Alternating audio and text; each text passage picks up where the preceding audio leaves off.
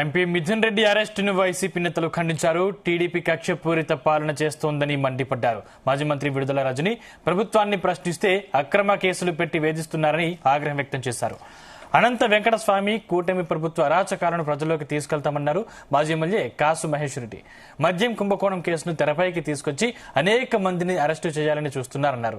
అరెస్టులకు వైఎస్ఆర్సీపీ శ్రేణులు భయపడేది లేదన్నారు మల్లాది విష్ణు.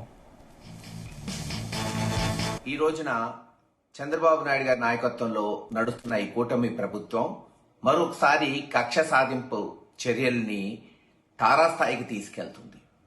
పార్లమెంట్ సభ్యుడు 3 సార్లు గెలిచిన మిథున్ రెడ్డి గారిని అక్రమంగా అరెస్ట్ చేసి, కేసులు పెట్టడమే కాదు అక్రమంగా అరెస్ట్ చేసి, ఎక్కడా లేని ఎటువంటి అపవాదు లేని లిక్కర్ స్కామ్ అని గత సంవత్సరం నుంచి అభూత కల్పన కల్పిస్తూ అధికారులను బెదిరిస్తూ వాళ్ళని సస్పెండ్ చేస్తాం, డిస్మిస్ చేస్తామని వాళ్ళ చేత ఇష్టం వచ్చిన అభియోగాలు నమోదు చేస్తూ ఇప్పటికే చూసాం. సీనియర్ ఆఫీసర్లు ధనంజయ రెడ్డి గారు లేదు కృష్ణమోహన్ రెడ్డి గారిని అరెస్ట్ చేశారు. అనేక మంది వ్యక్తుల్ని అరెస్ట్ చేశారు.